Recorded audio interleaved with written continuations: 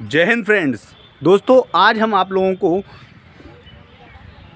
श्रद्धेय नेताजी की समाधि स्थल पर हम आए हैं और हमारे साथ हमारे बहुत ही परम मित्र हसीन हिंदुस्तानी हैं।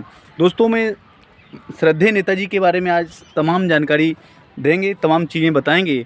और इससे पहले सबसे पहले हम श्रद्धेय नेताजी के चरणों में अपना शीश झुकाते हैं।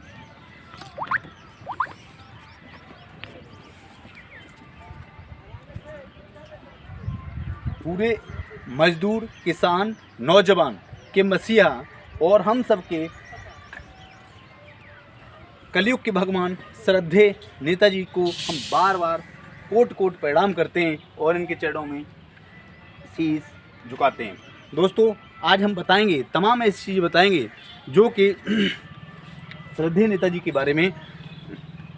दोस्तों, जैसा कि आप लोगों को पता है, हम सब लोग जो सैफई के आसपास के लोग हैं या पूरे उत्तर प्रदेश के लोग हैं या जो भारत के लोग हैं, जब श्रद्धेय नेताजी का हम सब पर बहुत बड़ा एहसान है। दोस्तों, श्रद्धेय नेताजी ने कई ऐसे काम किए थे जो कि अभी तक न तो कोई अभी तक मुख्यमंत्री बन पाया, ना ऐसा कोई रक्षा मंत्री बन पाया।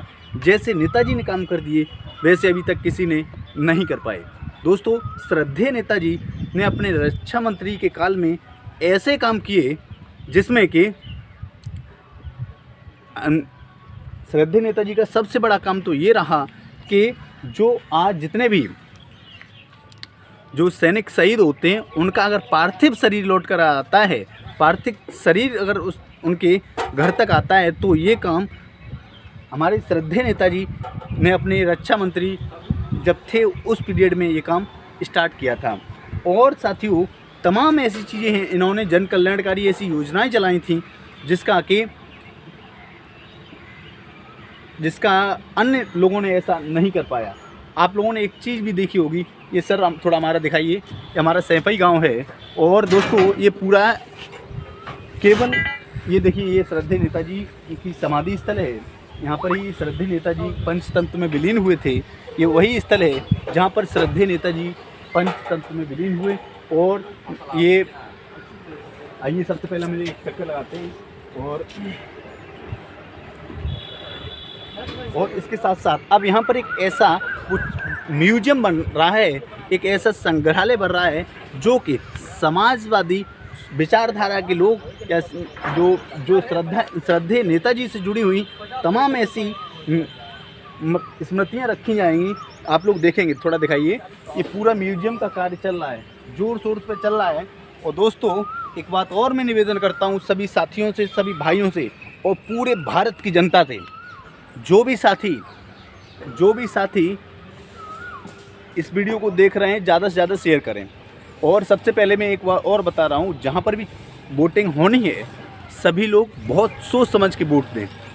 ऐसे लोगों को वोट करना है जो पिछड़े, दलितों की और अल्पसंख्यकों की आवाज़ उठा सके। आप जैसे संविधान में बाबा साहब अम्बेडकर ने हम लोगों को एक आरक्षण दिया था। आरक्षण, ये भारतीय जनता पार्टी के लोग ओबीसी एससी का आरक्षण की कितनी बड़ी हकमारी कर रहे हैं। आप लोगों ने इसका जीता जागता उदाहरण 69,000 शिक्षक भर्ती में देखा होगा। दोस्तों, 69,000 शिक्षक भर्ती में किस तरीके से भारतीय जनता पार्टी के लोगों ने पिछड़े, दलितों, अल्पसंख्यकों के बच्चों को नौकरी में आने से रोका।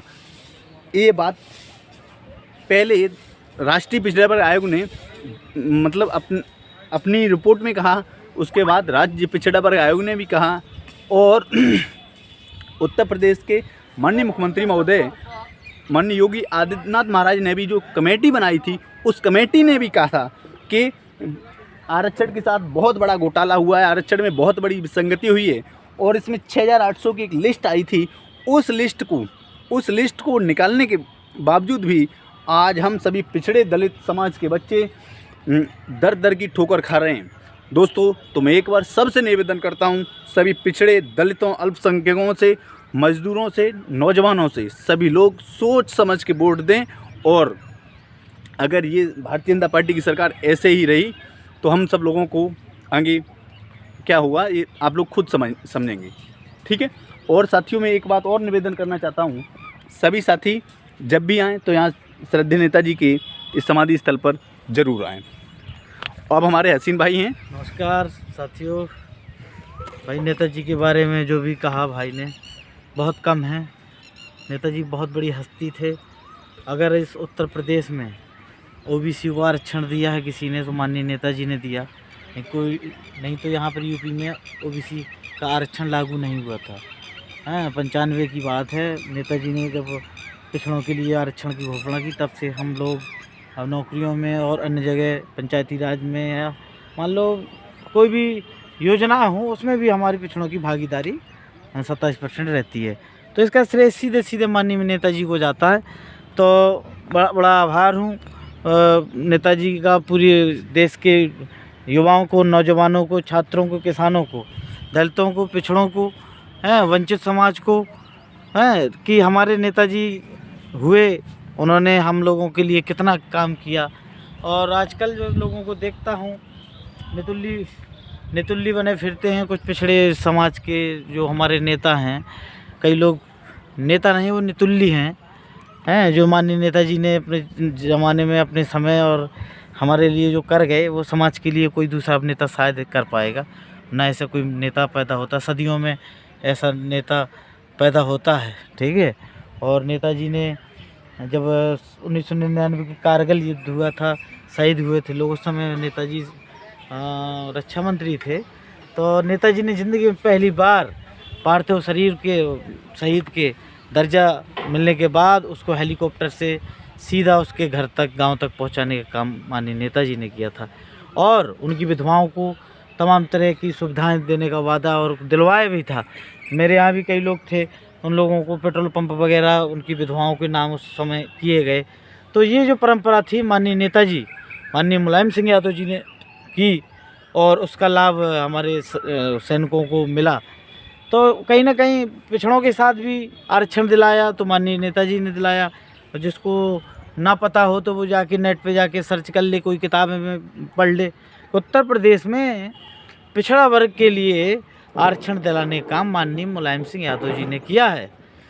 और इसी वजह से मैं इनके यहाँ आया। मुझे सफाई से बड़ा लगाव रहा है।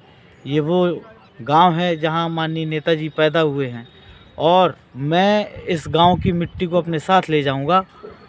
और एक मुट्ठी मिट्टी ले जाके और मैं यहाँ प्रतिज्ञा लेके जाऊंगा कि आरक्षण के रखवाली के लिए, आरक्षण के कोई चोरी ना हो, उसके लिए मैं आजीवन लड़ता रहूँगा। माननीय नेताजी का मैं आशीर्वाद लेके यहाँ से जा रहा हूँ साथियों। यहाँ मिट्टी इसलिए यहाँ की ले जाऊँगा ताकि मुझे हमेशा गांव में भी अपनी स्मरण और याद रहे कि माननीय नेताजी ने हमारे लिए ये सब किया इतना आरक्षण के लिए।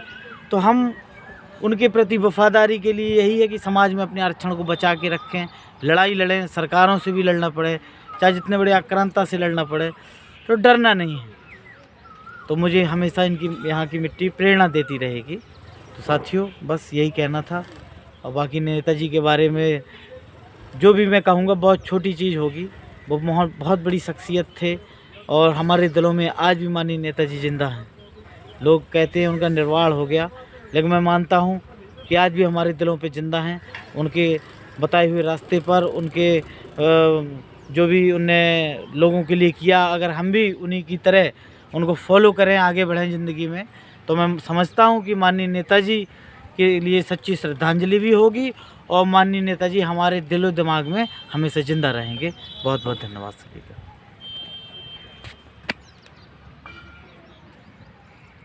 देखो ऐसा है।